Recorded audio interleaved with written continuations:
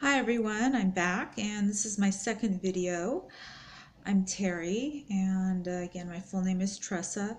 So I'm going to give you a little more background about one or all three of the cases that I'm going through right now in the criminal courts uh, that are within Los Angeles County.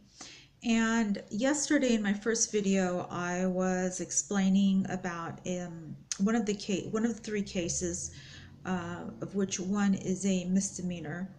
And this case is a malicious prosecution case where I am being prosecuted wrongfully.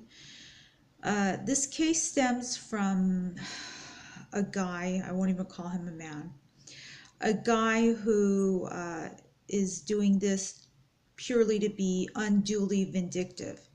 And what happened is that in October of 2015, I was arrested on a felony case of, I was charged with identity theft. And I was booked into the city jail, and I was very understandably upset, and I was in a panic. And within the Los Angeles County area, when you're put into a city jail and you're booked in, and you go through the process afterwards, basically they put you in a holding cell, and their holding cells generally have windows or walls that are posted with many upon many bail agents. And I was looking for a number to call to post my bail. I didn't have access to any money physically, so I wanted to post bail, and I saw the phone number of one bail agent, which among all of the bail agents was the only one that posted bail now, pay later, and naturally that stood out to me. So I called this number, and it was the first time that I had ever called this business, this bail agency. It was the first time that I'd ever spoken with anybody associated with that bail agency. And when I phoned them, I spoke with the owner who picked up the phone. And I told him my situation, I told him my charges. Everything was recorded because the city jail phones record all outgoing inmate arrestee calls. And later, as I found out that the bail office also records all incoming and outgoing calls, but the important thing at that point was that the city jail legally records all calls, and they inform you that they're recording your calls. The bail agent does not inform anybody that calls are being recorded, so the recordings are illegal. However, the city jail call recordings are legal. So I explained my entire situation to him. I told him the entire charges, the circumstances, and my bail was $50,000 at the time. And he jumped to it. He said, basically what he said is, no. I will run your booking number, and I will, have an agent come interview you. And yeah, based on the charges and the amount, I will have you bailed out, and then I will take 5% of the 50%, which would have been $2,500. And he said that it was recorded. He never said he would take more than that. I said, okay. So I waited and nobody showed up. So I called again. He said, no, I'm going to send, my agent is coming, or one of the people that work for him is going to come interview you. I said, all right. So I waited and waited, and a Hispanic male came and interviewed me. I again replied to all the interview questions totally honestly, full transparency, full disclosure, just as I had when I spoke on the phone with the owner. He interviewed me. Long story short, the owner had my bail posted, and when I got out of the city jail, he had the same guy who came and interviewed me wait for me and actually physically take my arm and say, okay, you're going across the street to the office with us. And so I went. He had an SUV in the parking lot of the police station / city jail. He took me to the office. He opened the door and then locked it once we were inside. And then he, I believe he either put me on his cell phone with the owner or the office phone, if I remember correctly, and said, somebody wants to talk to you. I asked who, and he said, you'll see. So he gave me the phone, and I took it, and there was rather rough voice on the phone. And when I said hello, he said, do you know me? And I said, no. He said, I'm the owner. I'm the one you spoke with on the phone when you were in the city jail. And I said, oh, okay, hi. Thank you for everything. He said, listen, you owe me 45% of the bail. And I said, you told me, and I'm not being facetious or rude or anything, but you told me on the phone when I was in the city jail, and it was all recorded, that you would take only 5%, and 5% is what I have, and that's why I agreed to it. I don't have more than that. And he said, no, listen, and listen carefully. You're going to pay 45% or you're going back to jail. I will have you taken back to jail. You want to go to prison?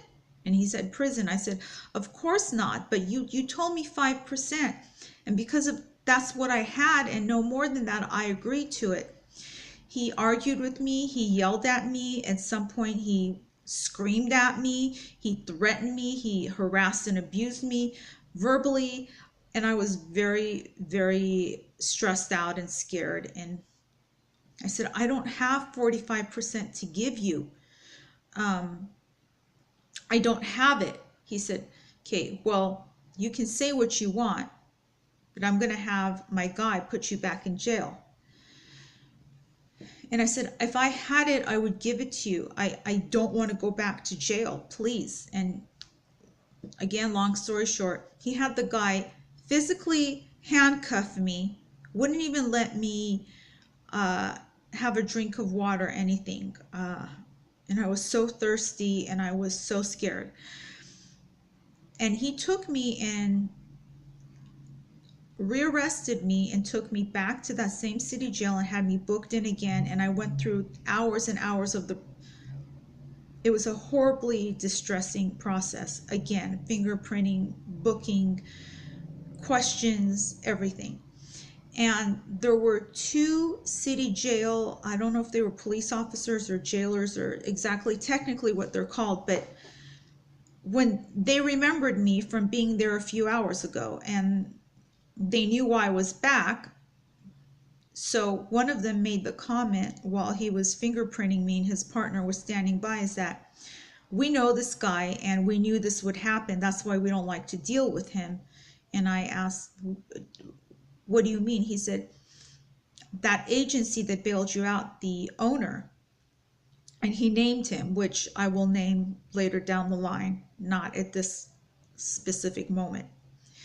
He's done this to a lot of other arrestees. He scams them. He'll promise them that he'll only take 5% or sometimes even 3%. Then he has them bailed out and then he demands 45%, sometimes 50%, which is illegal. And if and when you do post bail with someone else and you get out, you really need to file a complaint with them with the California Insurance Commissioner, because that's the body that governs bail agents. And I said, if I do that, is he going to do something back to me? He said he can't, because you didn't post bail with him. He put you back in here. And I said, oh, wow. And I was so stressed out over the arrest and so many things. So eventually the next day, which was a very difficult and painful experience, I finally posted bail with a legitimate bail company, and I got out. I was more worried about my babies than anything else. They were with their father, but I was really worried because I also had a custody case, and this would potentially affect it. And my mother found out about this arrest, and being that my mother is a sociopath, she actually harmed me. Well, really, she harmed more important people than me, and harmed me also by going and telling the father about my arrest so that he would tell his attorney, and it would eventually ruin my chances of getting my youngest baby back or even getting visitation. And I will talk about that later. So coming back to the subject at hand,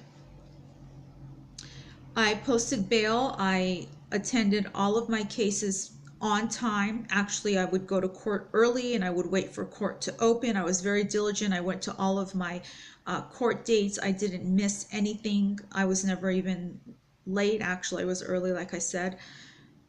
And I have to emphasize that, as you've noticed. And then I hired a private attorney when I had money. I stopped having money a long time ago.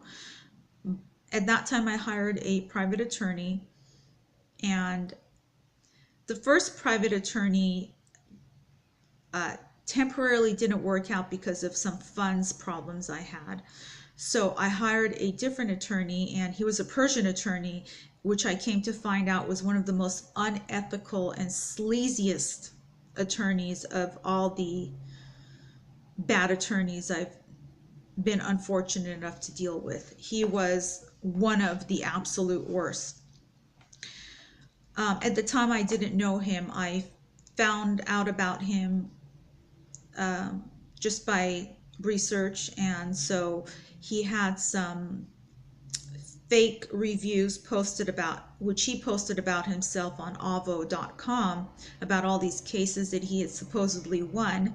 So I hired him based on that, and based on feeling desperation and panic. And you should never do anything based on desperation and panic, which are one of the most significant life lessons that I've learned. At the time, I hired him, and we went to, he came to one of my court dates. In fact, it was the arraignment. And my bail was not raised. My bail was to stand, and things were fine, or so I thought. And I believe, if I'm correct, we went to one other court date, and then in December, I went to a court date. In December for the court date, my attorney, the Persian attorney, did not show up on time, and he never informed me. So I was early to court. Then court started, and I was there, and I waited and I waited. I contacted him. He never answered me. And then I think after 4 times when I kept calling him to ask him where he was, and he didn't answer me, the court clerk is the one who told me that he would be late, so he would be coming in the afternoon for the court session then, after the lunch recess. So I waited. I waited in the court. I bought a cookie for lunch. I went back to court, and he showed up, and I didn't say anything to him. I just said hi. And unbeknownst to me, from the morning when I went to court until the afternoon when I sat there, I was sitting in the hallway on the bench, and there was a guy sitting there also. I didn't know who he was. Keep in mind that I had never met the owner that I had spoken to on the phone from the city jail during my October 2015 arrest. I had never met him. I had only met someone who works for him who came and interviewed me. He had only spoken to me on the phone. So I didn't know what he looked like. Unbeknownst to me, the person who was sitting on one of the benches in the hallway all day was that owner, and he had no business being there, although the court is a public place and the public can't attend. But he had no business being there. He was there because he was set to go tell the judge a lie. Well, he was actually going to falsely surrender my bail. And I say falsely because he never posted my bail, or I never posted bail with him. So he had no cause to come surrender my bail. And keep in mind, at that time, I had not yet filed a complaint about him. I had just let it go. And I had never contacted him after the bail situation. I had never contacted him. I let it all go. This guy was and is a very vindictive and disgusting, repulsing, worthless human being who takes joy in life solely, and the only thing he has is to hurt people unduly. When my attorney came, I also didn't know that my attorney had been in conspiracy with this bail guy. See, when I first hired this Persian attorney and I went to his office to meet with him and consult and eventually pay him, I had told him about the initial bail incident, about the bail bondsman who bailed me out and then tried to scam me for 45%. And I had told him, because I thought he was my attorney and he was on my side, and just for him to know, that was it. Just for him to know the factors of the case. Well, that attorney, as a lot of attorneys do, had standing secret agreements with a lot of bail agencies that if he refers any clients or anybody to them and they post bail, then he gets a cut of that from the bail agent. So when I had innocently told him about this upon hiring him, what he figured is, if he could have this guy come in and have my bail revoked, even if it's falsely, and the judge, which is also highly unethical judge, would just do it without questioning the bail bondsman, then that would mean that the judge would put me in custody, remand me to custody, and I would be imprisoned in the jail with another high bail, which was actually unjustified because I had already been arraigned and my bail was to stand.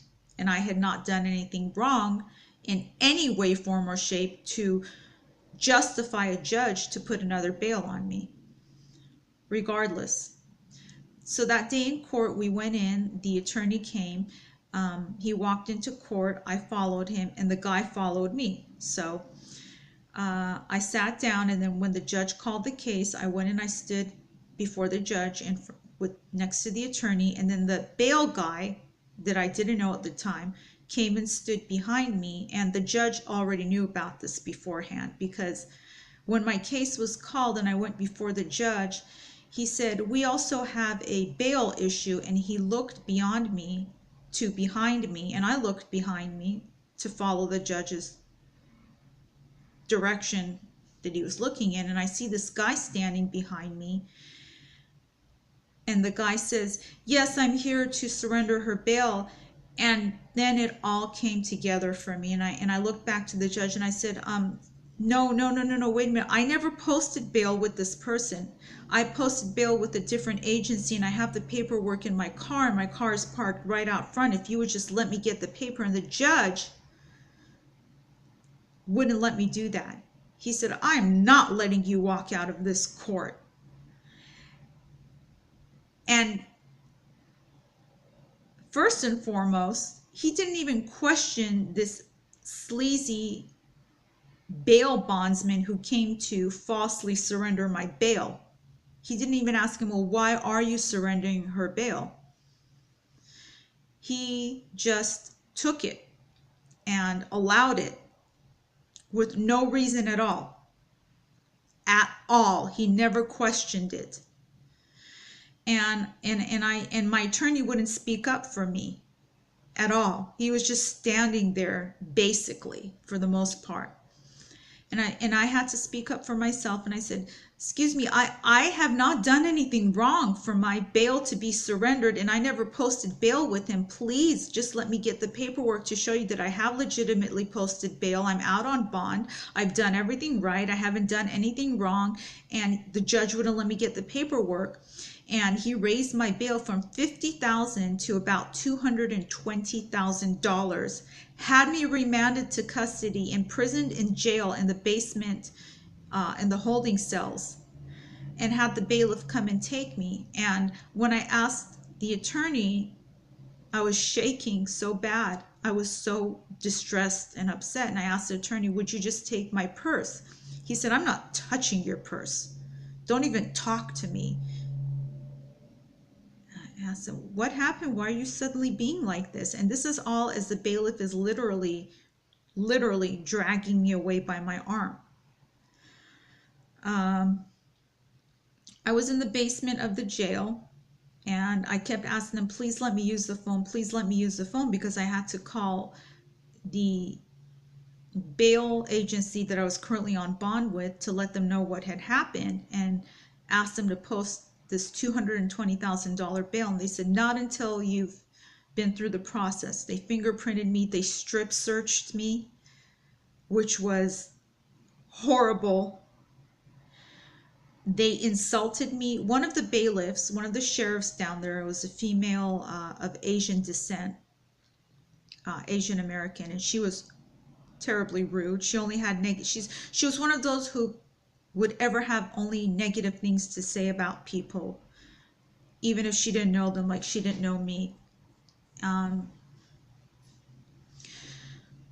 So when I finally got to use the phone, I called the bail agency that I was out on bond with, and bail agencies are very cutthroat in general. They just want to make money. They don't care what you're going through or your problems. And I was going through a lot of problems, and I told them, listen, this is the situation. They said, oh, that's so wrong. But okay, so $220,000, and I asked if I would get credit for the $50,000 that I had already previously posted with them, and they weren't willing to do that. I mean, they don't have to, but they could, and they weren't willing to do it. They were a big chain bail agency, and they just wanted to make money. So I had to call the attorney, and he wouldn't answer my calls. So I kept calling him, and then he finally answered. He said, well, what do you need? And I said, what do I need? I'm here in jail, as you saw me being dragged away. He said, yeah, well, why don't you post bail with one of my friends who's a bail agent? Yeah, he said that. And I said, okay, I'll do it. He said, okay, I'll call him and have him come down. So they basically shoved me into a holding cell with some other women who were already county jail inmates and some who had just been booked in. And one of them was mentally ill. And I was on the phone. And at the time that I was using the phone, I got back on the phone, nobody was using it. But as soon as I got on the phone, she came forward and she said, hey, I need to use the phone. Get off the phone. I said, okay, just give me a second. Let me just finish my call. I'm in a really bad spot. She said, I'm giving you 1 minute and I'm going to start counting down. She started counting down literally, and I'm not overusing that word. She started counting down from 60, 59, 58. And in her mental illness, she could count. And when I didn't get off the phone in time, she came and grabbed it from me. So I hit her to get her away from me to defend myself, because she actually grabbed the phone from me. She snatched it. And the second that I hit my hand out, she started fighting me. And all the things that were going through my mind, defending myself, at the same time I had to defend myself, and I had to call out for the bailiffs, because I didn't want another charge. So the bailiffs came in, and she started yelling about how I beat her up, which I didn't. And they dragged me out, and of course the Asian American female bailiff was there to help drag me out, and I got cuffed so tight behind my back, my wrists, that one of my wrists had cuff impressions for the next few days. I got cuffed tight, I got shoved against the wall, she called me names, I was called, beyond that, I was also called a troublemaker. And I didn't argue with them, even though they were in the wrong. I didn't argue with them. I was put into a attorney consultation room, if that's what you call it, which was another filthy holding cell. And then I was moved to another holding cell. Then they came and called me, said that my attorney was here. They took me back to the attorney communication room. Again, that's so-called attorney communication room, which was that other holding cell. And the attorney was there with his bail agent buddy. And the bail agent buddy arranged for my bail, and I was going to have to pay him when he got me out. So it was a lot of trouble. He got me out, and I was ragged by the time I was out. They had put me through the ringer, and by the time I got out, I was not only shaking, I felt just shaken and traumatized. I went and I paid the guy immediately, and then I had to find a way to get to his office. And when I got to his office and paid him, I couldn't even get a ride back to my car at the court. I had to ask a stranger in that area, which is not a safe area, for a ride. And one man was kind enough, very kind enough, to give me a ride to my car. And I got to my car and I was just in pieces, but I didn't break down, because I'll never break. I'm courageous and I'm strong. I was very ragged. I mean, and I never called the bail bonds who falsely surrendered my bail. I never said anything to him. But the next few days I went to the insurance commissioner's site and I filed a complaint on him. And during those days when I tried to call the attorney, the Persian attorney, he didn't answer me, period. And then at one point, I think he sent me an email or a text saying, oh, I called you back. And I checked to make sure, and he never called me back. And all I did is simply respond, I'm sorry I checked, but you never called me back.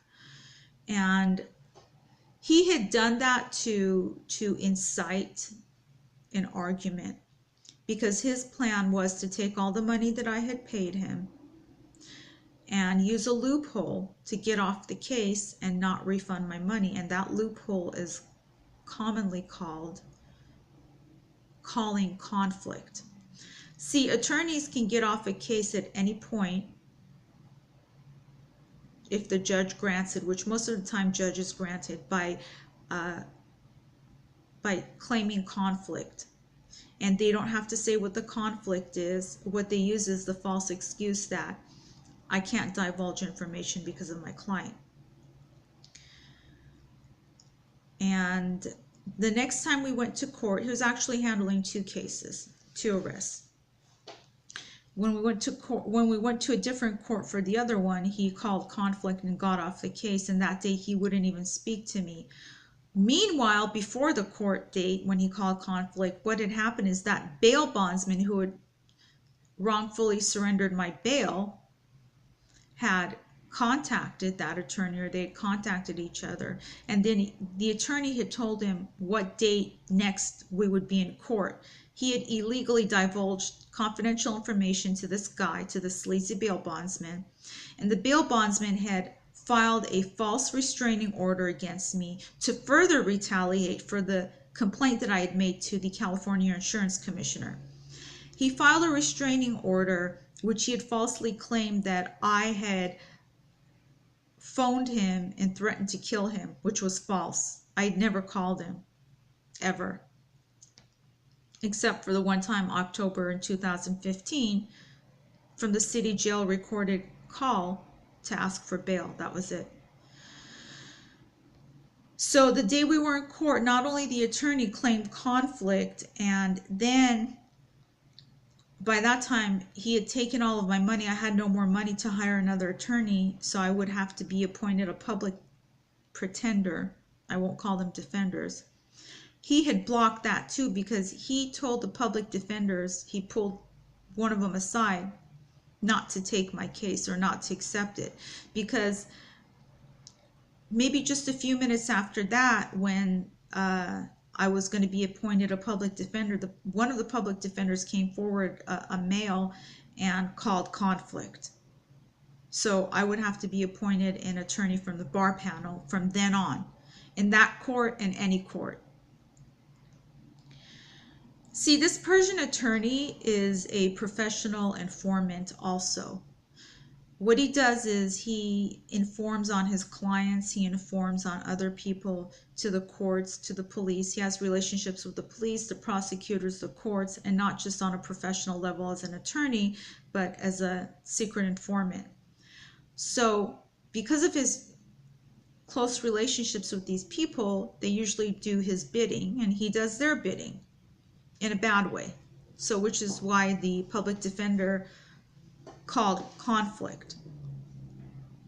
At any rate, that same day, as I was going to go to the restroom, I was physically cut off by the sleazy bail bonds. I don't know if she was his girlfriend or this very overweight, jiggly woman who was not that old, but exceedingly ugly, depending on your standards of attractiveness and ugliness.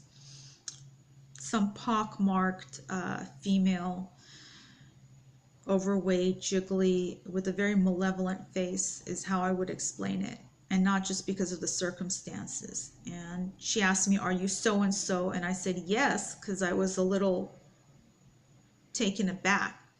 And she used that, and she shoved the restraining order, the falsified restraining order filed by the bail bondsman, at me. She said, "You've been served." And instead of proceeding to the restroom, I just stood there and I looked at it, and I couldn't believe the things it had said, these false allegations, lies about him being called and being threatened to be killed. So I filed a reply and a counter restraining order for abuse and harassment, obviously, by this guy. Eventually, that restraining order was heard in March of 2016 separately in another hearing, and I took evidence to present, my phone records, everything, that I had never called him. And he had no evidence, and yet the commissioner granted his permanent restraining order. He even admitted on there that he filed a restraining order because some complaints about him to the commissioner and some online complaints, which I had nothing to do with. He's just a sleazy person who's made a lot of enemies, and a lot of people have posted negative reviews about him on the internet, which I had nothing to do with, but he wanted a scapegoat and he chose me. So the restraining order was unjustly granted, and that by itself was devastating enough. And I appealed that, and it's still on appeal, which has cost me a lot of money and energy and a lot more devastation in a lot of ways, harm and damages. But while I was undergoing the court process for my 2 arrests, I one day got a letter on or about May or June of 2016 saying that there was a warrant for me for a misdemeanor case in one of those courts. See, this guy had also filed a falsified police report, and the city attorney had picked up the case and filed it for nuisance phone calls, which didn't exist. And that's the misdemeanor case that I'm undergoing now. But that's not enough for this guy.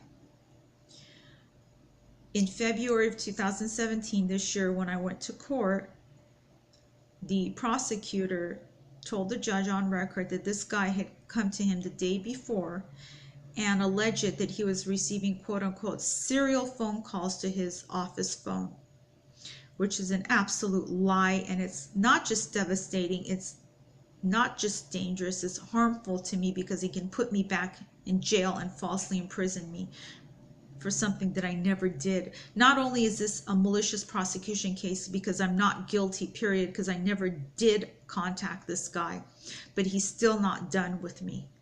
In fact, he regularly follows me to the other court for my other case that he has no business being at, even though it's a public forum. He has no business being there. And one day back in, I think it was about June or there about June 2016 in that court. It wasn't in the courtroom, it was a hallway. I was there with somebody who had given me a ride to court. We were waiting for the court doors to open, and he came there and he called me, quote unquote, "You motherfucking bitch, watch, I'm gonna get you." I took his picture. And after court, which he followed me into the courtrooms and stalked me throughout the court that entire day, I went to the police station right there and I filed a report on him. And I included the picture to show and prove that he was there following me. At any rate, this misdemeanor case is still going. A few days ago, in this month of February 2017, when I went to court, it's bad enough that I'm undergoing this and it's adding to my problems, but he made brand new false allegations and lied that he was getting serial phone calls to his phone office. Here's the thing, earlier in this misdemeanor case in 2016, the judge had told him on the record that he has permission to record any calls from me, which I've never made to him. So he knows those calls don't exist. He knows he's lying. And yet, with that in mind, he went and made new allegations to the prosecutor, and the prosecutor put this forth to the judge. And I was again admonished not to call him, and I said, I understand, and I won't. But I've never called him, and the judge wouldn't listen to me. And I asked the judge, please, I need protection. And the reason I was speaking up for myself is because the attorney had not come to court that day, the attorney that was appointed to me. And he had not communicated with me. He had actually sent another attorney in his place. And that attorney is just another typically lazy appointed attorney who wouldn't do anything for me either. And that's so terrifying. And I kept asking him, please defend me. And he said, just don't say anything. And I said, but I never called this guy. I can end up imprisoned in jail again with another bail that I cannot afford. And he wouldn't help me. He wouldn't speak up for me. So I told the judge, I understand I will not call him, but I've never called him. Please help me. Please require him to present proof. And she wouldn't listen to me. So that's where it stands right now. And it's needless to say, it's horrifying. And I'm going through this, and I'm going through the other cases with appointed attorneys who are not helping me in any way, form, or shape. And I do have texts to prove that.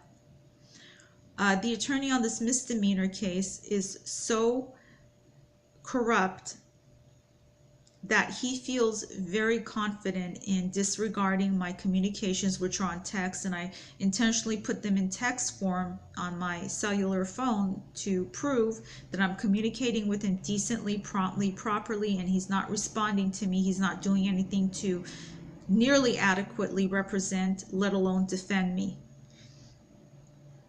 And I do have those texts.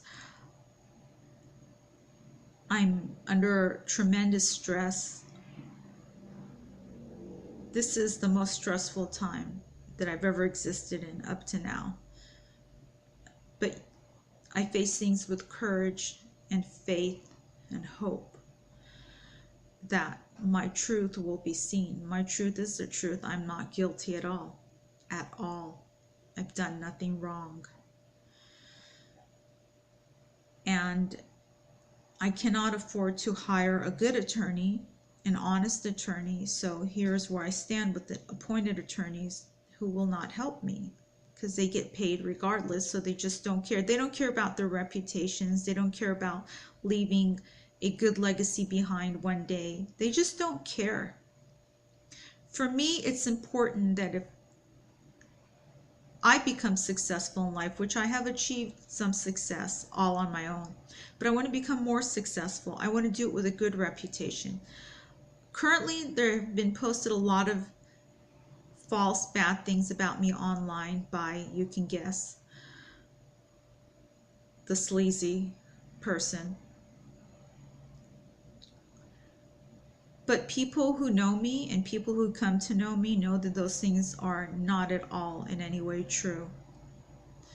And nobody's perfect, but I am a good person. I'm a very good person, and I try my best. but I've used my adversities and the truly hellish things that I've been through to actually shape myself to become a better person, to improve myself, to become better, to see things in a better way, and to do better things. I want to be an inspiration to people. I want to motivate people. My passions are health and motivation. I'm a health advocate, and I try not to judge others because I don't want to judge myself. I try to do positive things because I want to put out positive energy. I don't do it to get anything back from the people that I do it for. I just try to do it to be positive. And right now I'm going through the most difficult time ever up to now. You can see why. And in my next videos, I'll explain more and more my background and about myself. Look forward to speaking to you guys again. Thanks. Bye.